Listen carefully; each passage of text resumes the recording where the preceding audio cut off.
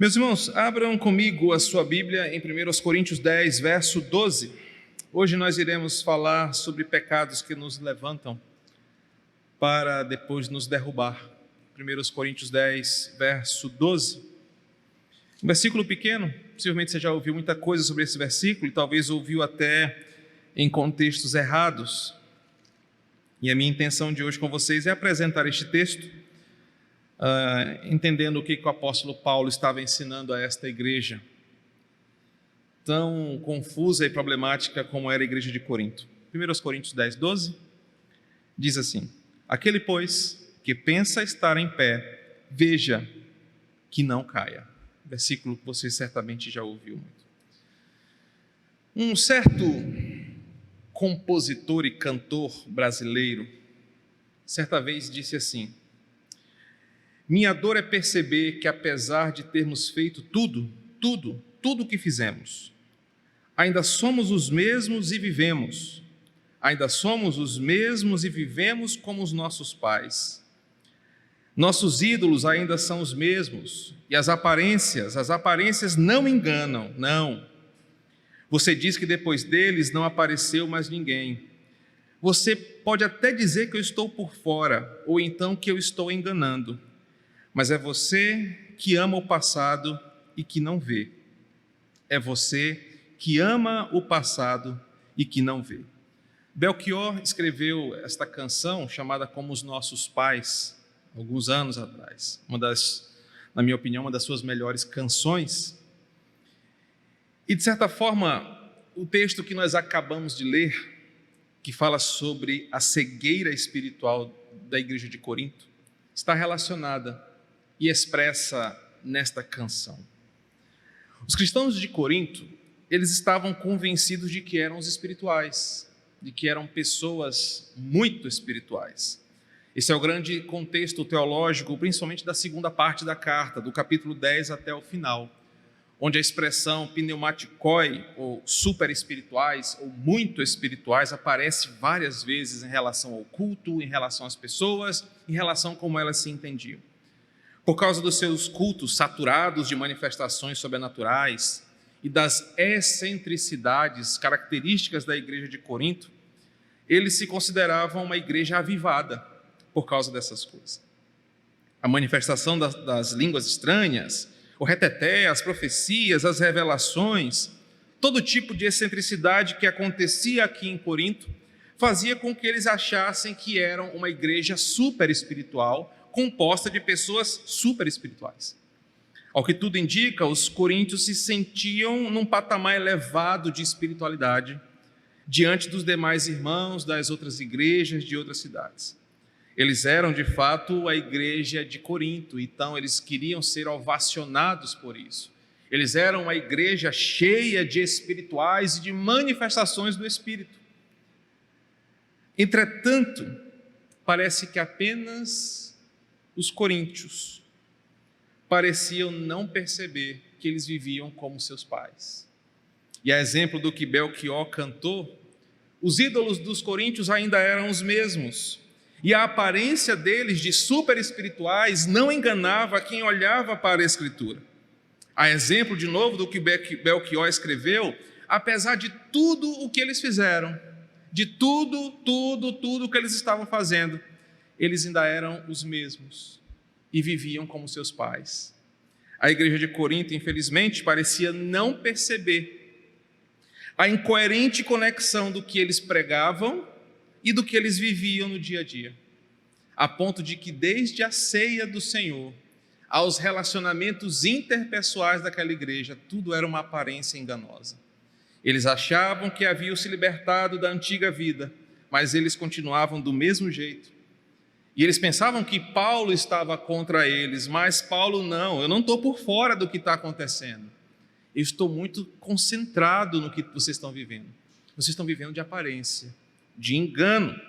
Então, a igreja de Corinto, apesar de todos esses desvios morais que tinha, desvios doutrinários presentes na igreja e a falta de vontade de corrigir a maioria deles, se julgava uma igreja cheia do Espírito. Ninguém em Corinto assumia que era um pecador miserável, mas se achava, como Paulo diz, super espiritual. Entretanto, essa igreja que se julgava cheia do Espírito, cujo culto e a vida era no Espírito, como eles mesmos gostam de falar, do capítulo 12 ao 14, Paulo diz para eles: vocês estão errados. Infelizmente, vocês não são o que dizem, não são o que cantam, não são o que acham que são.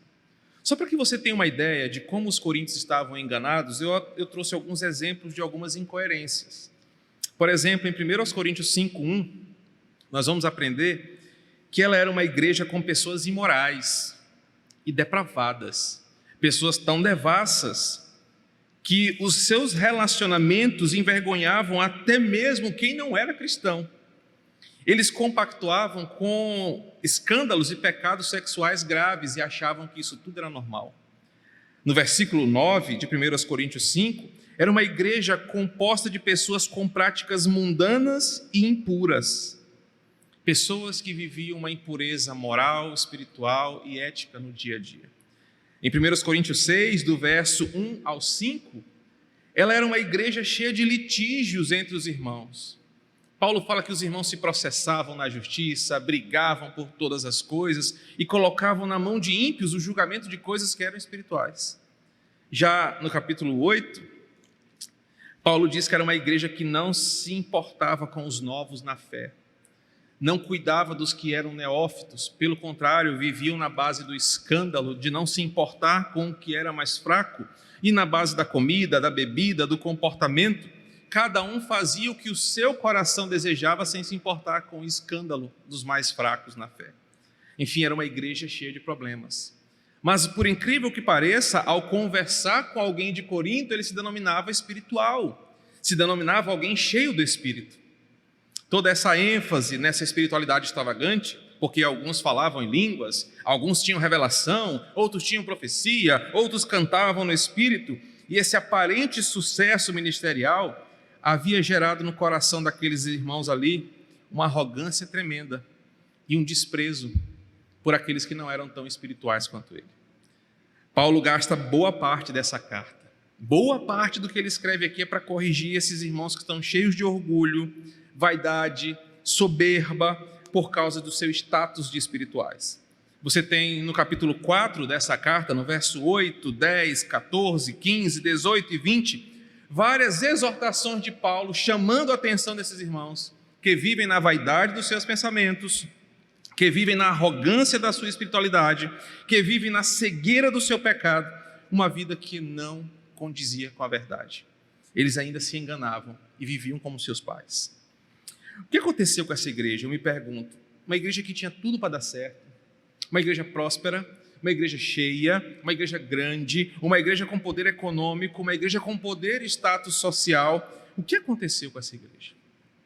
A ponto de, na segunda carta, eles questionarem a própria autoridade de Paulo. A ponto de, lá na frente, eles não aceitarem o próprio apóstolo Paulo como sendo alguém enviado por Deus para exortá-los. Como esses irmãos chegaram a esse ponto tão degradante da sua vida espiritual? O que cegou o entendimento desses irmãos e dessa igreja a ponto de não perceberem que estavam contaminados pelos seus pecados, ao invés de cheios do Espírito? Essa semana esse texto me inquietou, porque justamente nós temos vivido uma coisa muito parecida, não como igreja do Quatraque, mas eu digo como igreja brasileira. Uma realidade muito parecida com a igreja de Corinto. E em conexão com essa música do Belchior que eu citei. Nós estamos achando que estamos indo para o céu, e cada vez mais nós estamos atolados no nosso pecado e indo para o inferno. Cada vez mais nós temos uma igreja extravagante, arrogante, gananciosa, poderosa, mas que está tão distante do que era para ser, que ainda vive a antiga forma de viver. E o capítulo 10 dessa carta vai nos dar algumas respostas. E observando essas pistas de Paulo, a gente pode entender o que levou a igreja de Corinto a esse ponto. Eles não chegaram assim do nada, eles não começaram assim. Uma coisa aconteceu com essa igreja que levou eles a esse patamar de orgulho, de arrogância, de vaidade, de pecado. Alguma coisa desviou aqueles irmãos do caminho que ao invés de caminharem para a glória de Deus, estavam caminhando para a sua própria destruição espiritual. E o capítulo 10 nos dá muitas pistas. E por isso Paulo escreve uma exortação no versículo 12. Olha, o que aconteceu com Corinto não é a primeira vez nem a última. Pode acontecer com a igreja do Quatraque, pode acontecer com a igreja no Brasil, nos Estados Unidos, na Europa, em qualquer dos tempos. Por isso que a exclamação paulina é: olha, aquele que está de pé, o que acha que está de pé, presta atenção para que não caia. Paulo percebeu o que estava destruindo a igreja de Corinto. E ele apresenta isso, por exemplo, dos versículos 1 ao 5 do capítulo 10. Ora, irmãos, não quero que ignoreis que os nossos pais estiveram todos sob a nuvem, e todos passaram pelo mar, tendo sido todos batizados, assim na nuvem como no mar, com respeito a Moisés. Todos eles comeram de um só manjar espiritual e beberam da mesma fonte espiritual, porque bebiam de uma pedra espiritual que os seguia, e a pedra era Cristo. Entretanto, Deus não se agradou da maioria deles, razão porque ficaram prostrados no deserto. A primeira grande pista que Paulo dá para que cristãos como nós entendamos o que aconteceu com a igreja do Corinto está nesses 5 primeiros versos. Paulo lembra que o fato de estarem inseridos na vida comunitária de igreja não significa que as suas vidas estejam isentas de quedas.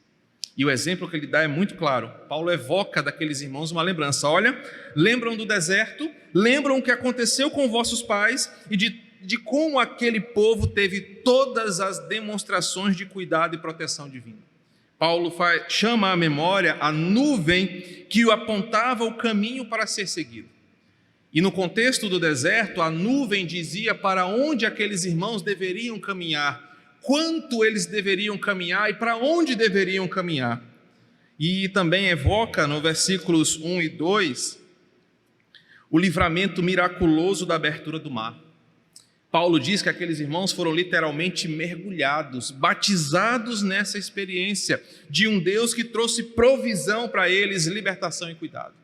Ele diz: vocês lembram daqueles que estavam no deserto? Não houve ninguém como maior prova de que Deus cuida, ama e guia o seu povo. Aquelas pessoas foram mergulhadas nessa experiência. O termo que ele usa é batizados, no sentido de serem imersos em um cuidado de um Deus cuidadoso diante de um deserto hostil. A lembrança que Paulo traz para explicar o que aconteceu com Corinto era o seguinte: se fosse para alguém ser salvo, seria aquele povo de Israel, aquela primeira geração que saiu do Egito, porque eles foram cuidados por Deus desde o primeiro momento em que os portões se abriram. Do Egito para fora, no deserto, tudo era Deus. Deus mandava comida, Deus mandava luz, Deus mandava nuvem, Deus mandava o mar se abrir, Deus mandava a água da pedra, Deus fazia tudo para aquele povo. Mas Paulo lembra um detalhe: não é porque eles tiveram essa provisão pactual de Deus, não é porque eles foram libertos do Egito, não é porque eles provaram de Deus, que isso lhes garantiu a salvação. O povo do deserto foi um exemplo visível para a igreja de Corinto, da graça salvadora de Deus, que chama o pecador, não apenas para uma provisão libertadora terrena. Essa graça de Deus não apenas abriu o portão para eles saírem. Essa graça de Deus não apenas tirou eles do sofrimento de escravos, mas os levou para um outro patamar, um banquete espiritual. Só que aquele povo parece que não entendeu a proposta. Deus não quer apenas te dar um carro, irmão. Deus não quer apenas curar o teu câncer. Deus não quer apenas libertar a tua vida financeira para você ter um saldo positivo no banco. Esse não é Deus, isso é o diabo, isso é Mamon, que enfatiza essas coisas para agradar o seu coração. O que Deus queria libertando o povo ali, o que Deus queria tirando o povo do deserto e conduzindo eles para uma nova realidade, era que aquelas pessoas mergulhadas em Deus confiassem nele. E mesmo séculos antes da revelação plena, mesmo séculos antes de Jesus, aqueles homens e mulheres foram apresentados a Cristo, foram apresentados a Jesus e seu amor redentivo, mesmo sem contemplar a cruz em seus atos expiatórios, O povo no deserto recebeu o lampejo da graça que salva. Não foram eles que abriram os portões, não foram eles que mandaram as pragas, mas foi Deus mostrando o seu amor, conduzindo pecadores em aliança a Cristo, salvando suas vidas e livrando dos males. Mas, embora salvos das perseguições do Império Egípcio, embora atravessando o mar com os pés a seco, comendo do maná, provando da boa mão de Deus que não deixava sequer que a sua roupa se desgastasse no deserto, provando desse amor insondável e infindável, tais homens não andaram conforme a exigência de Deus, em santidade, em temor, em amor. E esqueceram que da mesma proporção que Deus é amor, Deus é igualmente justiça e santidade eterna. Razão porque, mesmo amando aquelas pessoas e libertando elas do Egito, nenhuma delas entrou na terra prometida. Verso 5. Paulo diz, olha, vocês estão esquecendo que não é porque vocês fazem parte de uma igreja, a igreja de Corinto, é que vocês estão com um selo, um salvo-induto para viverem da forma como vocês vivem. Não é porque vocês fazem parte da igreja A, B ou C, estão sob a tutela de um ministério qualquer, que vocês podem viver como se Deus fosse só amor, como se Deus não tivesse sérias exigências para aqueles que vivem com Ele. E o verso 5 é uma prova disso. Entretanto, Deus não se agradou da maioria deles, mesmo livrando aquelas pessoas do Egito. Deus não se agradou do seu comportamento, razão pela qual ficaram prostrados no deserto. Irmãos, e quando eu pensava nesse texto, eu penso como a nossa visão errada de Deus tem levado muitas pessoas a entrarem numa igreja de Corinto, achando que Deus fragilizou as suas dimensões de justiça, santidade, amor. E quando nós não entendemos que o chamado para a caminhada com Deus é um chamado para viver igualmente o desfrute da graça, mas o temor da santidade e reverência, nós nos parecemos com a igreja de Corinto, que acha que é espiritual, mas é tão mundana como seus pais. A fim de que Corinto, e consequentemente pessoas como nós, 20 séculos depois, ouvíssemos essa ilustração e não caíssemos no mesmo problema daqueles que pereceram no deserto, Deus permitiu que os erros daqueles irmãos fossem ensinados para nós, como uma prova de amor e cuidado divino. Observe o versículo 6. Ora, estas coisas se tornaram exemplos para nós, a fim de que não cobicemos as coisas más. O que Paulo está evocando aqui é o seguinte: talvez vocês da igreja de Corinto perderam a memória. Uma coisa que o pecado faz é apagar nossa memória, é muito fácil, a gente esquece as coisas que faz de errado. E Paulo está dizendo o seguinte: talvez vocês precisem se lembrar de um detalhe. No passado, alguns viveram como vocês, eram os mesmos ídolos, eram os mesmos desejos. Só que esse povo do passado provou do mesmo Deus que é hoje. E esse povo pereceu no deserto. Esse povo ficou prostrado no deserto e não chegou à terra prometida, não porque Deus os repudiou, pelo contrário, Deus os amou, os livrou do Egito. Deus atendeu o seu clamor em Êxodo capítulo 2. Mas Deus não consegue desconectar o seu amor da sua santidade e da sua justiça. E Ele pode amar muito um pecador, mas Ele não vai alisar ou fragilizar a sua justiça por causa do seu amor. Deus é um ser totalmente equilibrado e perfeito em sua conjuntura. Não adianta Ele só amar, não adianta você acreditar que Deus é amor e que Ele é só amor, por isso você pode viver do seu jeito porque Deus te ama. Não, na mesma proporção que Deus te ama, Ele exige que você viva de acordo com os preceitos dEle e não o seu. A prova é o versículo 5. Deus amou aquele povo, livrou do deserto, do Egito, mas eles não entraram na terra prometida. E o verso 6 nos diz, olha, Deus deixou isso aí, esse exemplo registrado para nós, para que crentes de todos os tempos aprendam com o exemplo do povo de Israel. E agora no versículo 6, Paulo vai tratar teologicamente a causa do problema espiritual de Corinto.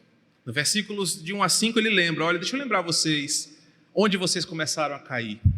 Vocês começaram a cair quando esqueceram dos pais de vocês.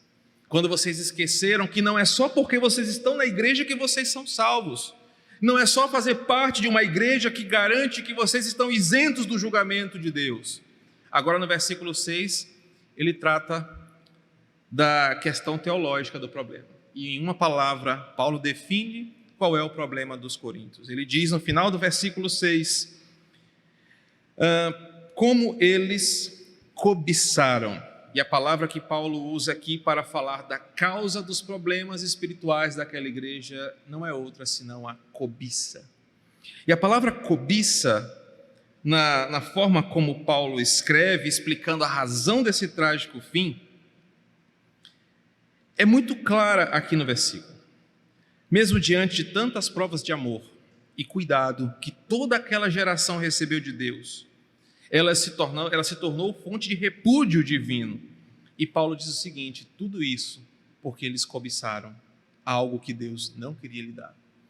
Deixa eu explicar um pouquinho para vocês o que é a cobiça aqui. A palavra tem um som engraçado, chama epitúmia, e que é uma palavra usada em muitos contextos da Bíblia. Ela significa cobiça, lascívia, desejo, algo que você quer demasiado, algo que você quer mais do que qualquer outra coisa. É a palavra que está sempre conectada à idolatria. E a lascívia, o desejo, a cobiça, como Paulo usa aqui, ela está no coração, literalmente direcionada com a essência do que você mais quer na vida.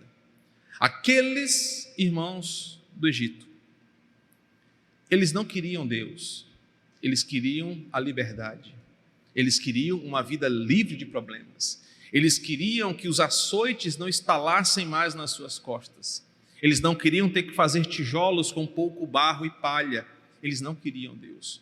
O seu coração cobiçava liberdade mais do que a Deus. E o que Deus vai fazer com aquele povo ao longo da história de Israel é mostrar que o movimento do coração deles era um reflexo do movimento do coração de todo pecador, inclusive o meu e o seu. Antes da queda, tudo que nós fazíamos era para a glória de Deus. Mas quando a queda chegou, ela provocou em nós uma mudança de rumo. Nós não mais vivemos para a glória de Deus. Nós não mais vivemos para agradar a Deus. O homem natural, diz Paulo, o homem carnal, ele não concebe as coisas de Deus porque ele é carnal. E as coisas de Deus são espirituais. Agora nós vivemos em prol das nossas cobiças. Tiago fala que elas que nos atraem, nos seduzem e nos levam a pecar. O coração do homem carnal é movimentado pela cobiça. Nós sempre queremos uma coisa e queremos muito dessa coisa. Nós sempre queremos mais dessa coisa. Nós sempre queremos ser satisfeitos com essa coisa. E infelizmente, para a maioria de nós, essa coisa nunca é Deus. Infelizmente para nós, os nossos ídolos que movimentam o nosso coração são desde uma paz e sossego a uma estabilidade, ou a algo como amor, felicidade, carinho, ou filhos, como Raquel disse, dá-me filhos, se não morro. Um exemplo claro de uma idolatria, uma cobiça, um desejo exagerado no seu coração. Paulo diz, aqueles irmãos pecaram e foram reprovados por Deus, porque quando Deus olhava no íntimo do seu coração, o que eles mais cobiçavam não era Deus, mas eram as coisas que Deus poderia dar. Por isso Deus os reprovou e eles não entraram no deserto, na terra prometida. O texto continua agora, porque esse movimento do coração, essa cobiça, e é exatamente esse o ponto da nossa reflexão essa noite, são coisas que vão nos levantar o astral. Pastor, mas eu estou em busca da minha felicidade. Pastor, eu estou em busca do meu bem-estar. Pastor, eu estou em busca do amor da minha vida e de viver feliz nessa terra. São pecados que parecem nos levantar, mas que no final, a exemplo desse texto, nos levantam para nos derrubar.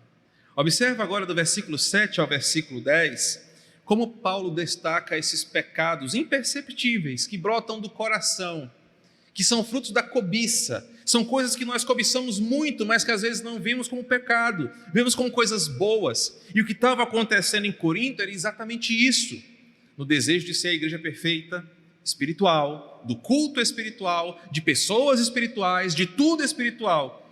Eles achavam que estavam crescendo, se levantando, mas na verdade estavam caindo.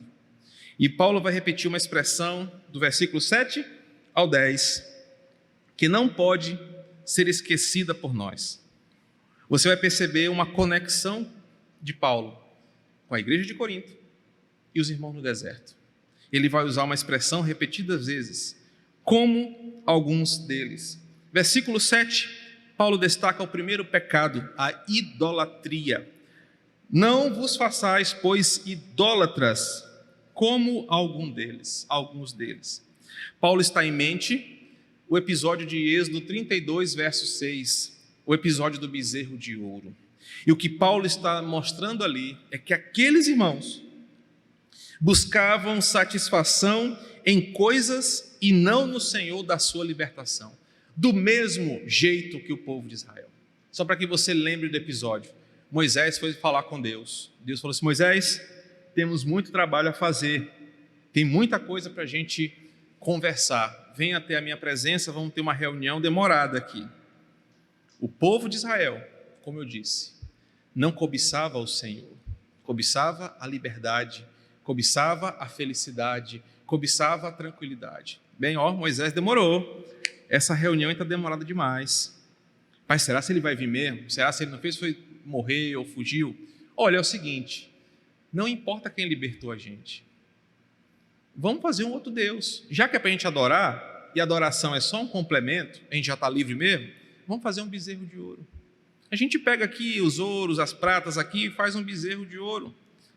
E um detalhe importante que Paulo ressalta aqui é que aqueles irmãos do deserto usavam as coisas que Deus estava oferecendo para eles.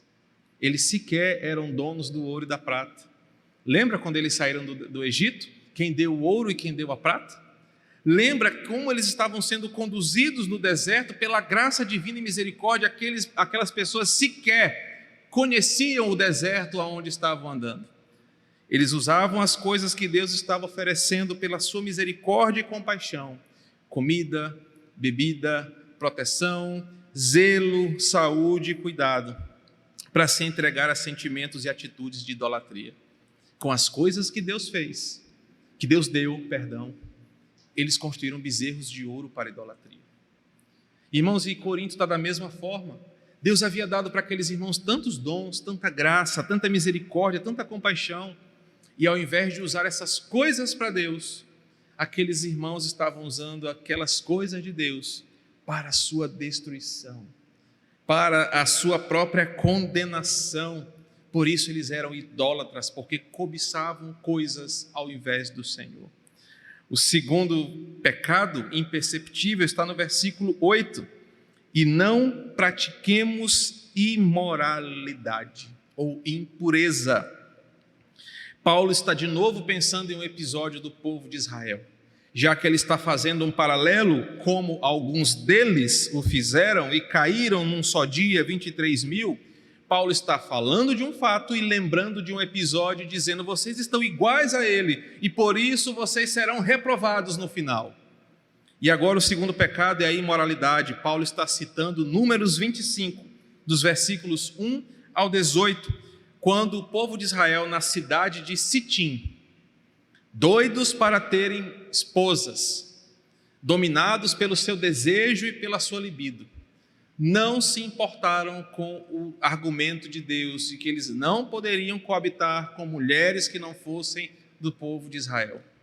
O texto conta que eles não se importaram com isso, motivados pelo seu desejo sexual, pela sua libido.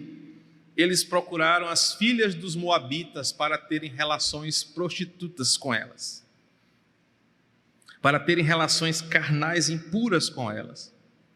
E Deus, no episódio de Números 25, 1 a 18, quando descobre isso, fala: por causa desses homens, dessa atitude impura e imoral, eu vou matar todo mundo. E o texto é bem legal para quem gosta de um bom conto sangrento. Fala que um dos sacerdotes, na medida em que Deus manda exterminar todos, teve um ousado, não lembro o nome dele agora, que disse o seguinte: não, eu vou levar a minha moabita para dentro da minha casa e quero ver quem vai fazer alguma coisa.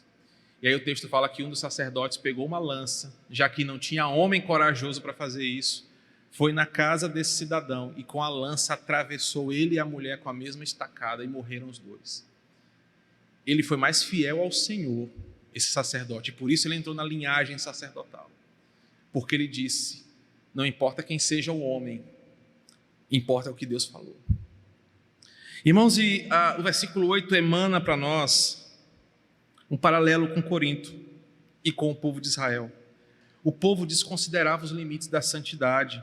O povo aqui não se importava com consagração a Deus, não se importava com as coisas que Deus estabeleceu como norma, e se entregava aos seus prazeres, se entregava aos seus desejos, sem se importar com as consequências. Deus havia falado: não casem com mulheres estrangeiras. Deus havia falado: não se relacionem. Mas por causa do seu desejo, do seu prazer, da sua vontade, aqueles irmãos não se importaram com o que Deus falou e por isso eles foram reprovados. E como isso parece conosco hoje? A igreja brasileira parece que não se importa mais com as coisas que Deus falou. Deus disse: a homossexualidade é uma abominação diante de mim. Ah, não, lá vem esse papo de novo. Lá vem esse assunto retrógrado. Não, Deus é amor, Deus ama. Não, não. Quando você extrapola os limites do que Deus falou, você será reprovado. Não há negociação com isso. Não há lei federal que mude isso. Não há opinião política ou ideológica que mude isso. Ela não vai mudar a palavra de Deus.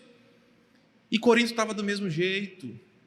Não, isso aí que Deus falou não funciona mais. Que nada, Deus falou, mas ele não se importa.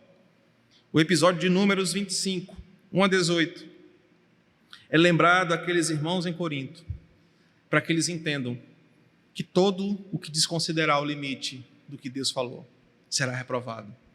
Pode ser um pastor, pode ser um novo convertido, pode ser o presidente da nossa denominação ou o presidente da república.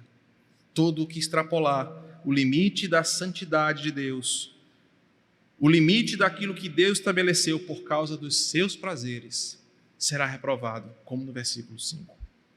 O terceiro pecado está no versículo 9. Descontentamento. Não ponhamos o Senhor à prova, como alguns deles já fizeram e perceberam pelas mordeduras das serpentes. Assim como no versículo anterior, as pessoas extrapolavam os seus prazeres e por isso reprovavam a vontade do Senhor. Eu usei o exemplo da homoafetividade, mas eu posso usar vários outros exemplos, quando as nossas vontades são maiores do que o preceito bíblico e nós tentamos nos desculpar numa atualização da Bíblia ou de um Deus que só existe na nossa cabeça. O povo aqui era descontente. De novo, Paulo lembra de Números 21, agora dos versículos 4 a 9, e o episódio da murmuração do povo contra Deus. Só para que vocês lembrem, é o episódio da serpente. O povo estava no deserto, estava calor, estava areia, estava aquela agonia toda, e o povo todo o tempo murmurando, e aí Deus falou o seguinte: cara, eu vou dar uma lição em vocês. E eles chegaram no deserto, e no deserto estava cheio de serpente, e a serpente começou a picar todo mundo começou a morrer. E aí só quando Moisés apelou, quando o povo apelou para Moisés, e Moisés apelou para Deus, Deus falou: faça uma serpente, bote ela num lugar alto, quem for picado, olhar para essa serpente, será curado. Mas, o que Paulo destaca aqui? O povo de Israel demonstrava o tempo inteiro ingratidão com aquilo que Deus deu. Se Deus deu chuva, chove demais. Se Deus dá sol, é calor demais. Se Deus dá paz, está muito quieto. Se Deus manda um vírus, meu Deus, esse Deus é muito carrasco. As pessoas reclamam o tempo inteiro com as coisas de Deus. Por quê? Porque nós queremos os nossos desejos na hora que a gente quer. Deus, eu queria muito viajar, eu trabalhei um ano inteiro para tirar férias, e nas minhas férias tem um miserável de um vírus que não deixa eu viajar. Ah, Senhor, assim não dá. Deus, eu me guardei o ano inteiro para viajar e o dólar está alto. Deus, eu guardei o ano inteiro para fazer isso, mas agora o pedreiro está doente. São coisas que a gente cria porque o nosso coração é murmurador. E como os nossos pais, como o povo de Corinto, como o povo no deserto, o povo de Israel no desejo de ter todas as suas necessidades supridas na hora que eles querem, sempre questionam Deus em sua bondade. Sempre questionam Deus em sua misericórdia. E esse é um pecado atemporal, nós murmuramos o tempo todo. Nós murmuramos hoje da mesma forma como eles murmuravam no passado. Nós queremos que Deus faça a nossa vontade. Nós achamos que Deus tem que girar de acordo com a nossa agenda. Nós queremos as coisas do nosso jeito e por isso nós somos descontentes como a igreja de Corinto. O problema é que o descontentamento leva à reprovação. O quarto pecado está no versículo 10. Nem murmureis, como alguns deles murmuraram e foram destruídos pelo exterminador. E infelizmente não é o exterminador do futuro. Mas ele está lembrando de Números 16, a rebelião de Corá, Datã e Abirão. Você lembra desse episódio também. Belo dia, esses três disseram o seguinte: olha, quem disse que Moisés é o líder? Por que só Moisés é o líder? Quem botou ele como liderança? É o seguinte, nós vamos tocar o terror em Moisés e nós vamos assumir a liderança do negócio.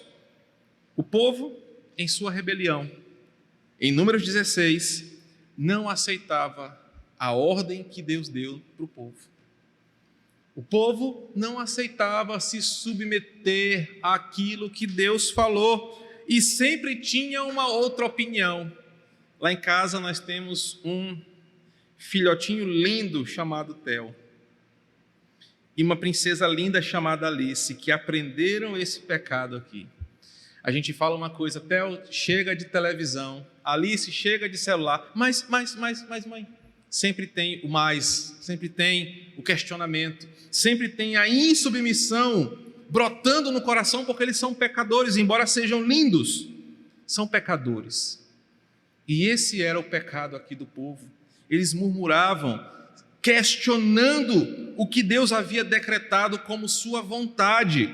Eles não se submetiam ao governo de Deus, iguais nós hoje, iguais o povo de Corinto. Não se submetiam à vontade de Deus e queriam o quê? Assim como Corá, Datã e Abirão. É o seguinte: eu é que vou dar as normas, nós é que vamos dar as regras. Senhor, eu hoje decreto que isso não mais é pecado. Deus, hoje eu decreto que a igreja pode fazer essas coisas. Eu digo o que é certo, porque eu agora estou no poder. Qual é o problema disso? A rebelião de Corá, Datã e Abirão, em Números 26, mostrou a consequência disso. O tanto que morreram naquele dia por causa da murmuração. Paulo então está dizendo para ele: olha, esses pecados parecem levantar vocês. São imperceptíveis, a gente não percebe isso. Mas cuidado, esses pecados derrubam vocês. Por isso que agora no versículo 11, Paulo destaca como Deus cuida da sua igreja. Paulo não nos deixa à mercê dos mesmos erros. Paulo não nos deixa agora fazer as mesmas coisas que os nossos pais fizeram pela sua ignorância ou pela sua dura cerviz. Deus não deixa, que os nossos pecados sejam repetidos para que nós caiamos na mesma postura dos nossos antepassados. Talvez você entendeu agora porque eu comecei uma pregação com um trecho da música do Belchior. Porque ele fala o tempo inteiro que nós ainda fazemos as mesmas coisas, somos como os nossos pais, mas na Bíblia, Deus nos ama tanto, que nos deu um alerta para nós não fazermos as mesmas coisas. Olha o que o versículo 11 diz: estas coisas lhes sobrevieram como exemplos, e foram escritas para advertência nossa, e de nós outros sob quem os fins dos séculos têm chegado. Hugo, aqui está o seu nome. Marinaldo, aqui está você. Aqui estou eu. Aqui está o irmão Afonso, o irmão Davi. A Bíblia, Deus nos ama tanto, conhece tanto o nosso coração e os pecados que habitam nele, que tentam nos enganar com discursos bonitos, palavras-chave bem escolhidas, com ideologias que parecem ser produtivas, que enaltecem a humanidade. Meus irmãos, mas esse senso de independência, de igualdade, de direitos, de falsa segurança, às vezes são só eufemismos de pecados que são repetidos há séculos na humanidade. Só que Deus não nos deixa sem referências. O versículo 11 diz que Deus, por conhecer tanto o nosso coração, e que ao longo da história nós temos a mesma tendência natural de repetir os mesmos pecados, Deus nos guardou para que não sejamos os mesmos e não vivamos como os nossos pais. A Escritura foi deixada para nós como um alerta, um ensinamento, uma oferta graciosa para nos ensinar sobre quem realmente somos e o que desejamos. Romanos 15, versículo 4 diz o seguinte: tudo o que foi escrito para nosso benefício foi escrito. Ou seja, você só cai nos mesmos pecados se você quiser. Você só caminha na mesma estrada de destruição se o teu coração for tão arredio à palavra que você prefira afundar do que chegar no lugar santo que Deus guardou para você. Deus cuida de nós, registrando na sua revelação gloriosa perigos que nós corremos sem perceber e às vezes que nos seduzem e nos matam. Devemos sempre considerar os avisos de Deus para nós. Agora o versículo 12 faz sentido. Aquele, pois, que pensa estar de pé, como Corinto achava que estava. Nós somos espirituais, nós falamos em línguas. Tem gente aqui que tem até a unção do emagrecimento, de nascer cabelo em careca, de fazer tudo aqui. Vocês estão iguais o povo do deserto. E em pleno século 21, nós temos igrejas e cristãos que vivem da mesma forma. Por isso Paulo alerta: aquele, pois, que pensa estar de pé, ouvindo tudo o que ele falou, veja, para que não esteja caindo, pensando que está sendo levantado, está na verdade se afundando para a sua própria destruição. Eu quero concluir com quatro frases que eu escrevi que servem como aplicações para nós. A primeira frase é que existem pecados silenciosos que parecem nos levantar, porque são pecados que não parecem ser tão sujos, como uma idolatria simples no coração pela liberdade, pela felicidade, pela alegria, por uma vida leve, mas que nos levam muito mais a uma vida de carnalidade do que uma vida cheia do Espírito. O exemplo da vida de Corinto, da igreja de Corinto, nos ensina a vivermos o que cremos. Havia uma disparidade entre o que eles alegavam ser e o que eles realmente eram, mas a Bíblia nos ensina a viver o que cremos e vivermos o que aprendemos. O nosso testemunho tem que ser tão importante quanto a nossa confissão. Eles tinham um bom discurso, mas uma péssima vida. O cristianismo é um convite para uma boa confissão e um bom testemunho. Devemos constantemente refletir sobre a nossa vida e a nossa atitude. Corinto não fazia isso. Às vezes, achamos que estamos bem, só porque temos regularidade nos cultos, exercemos boas atividades eclesiásticas, mas o nosso coração está distante da verdadeira espiritualidade.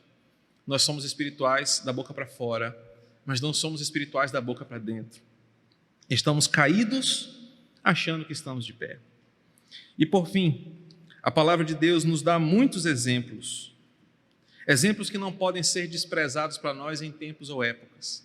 Aquilo que está escrito, Romanos 15, 4 diz: é para o nosso ensino que está escrito. Literalmente está escrito assim: pois tudo quanto ora foi escrito, para o nosso ensino foi escrito, a fim de que pela paciência e consolação das Escrituras tenhamos esperança. A palavra de Deus nos dá muitos exemplos para a nossa proteção. Deus não muda, seus preceitos eternos não mudam. O que Corinto fez foi tentar mudar Deus, e ao tentar mudar Deus, eles estavam caminhando para a sua condenação ligeiramente. Mas se nós atentarmos para esses ensinamentos eternos, nós estaremos de fato mais protegidos e seguros do que derrubados pelos nossos pecados. Que o Senhor tenha misericórdia de nós e nos faça pensar em sua palavra. Amém?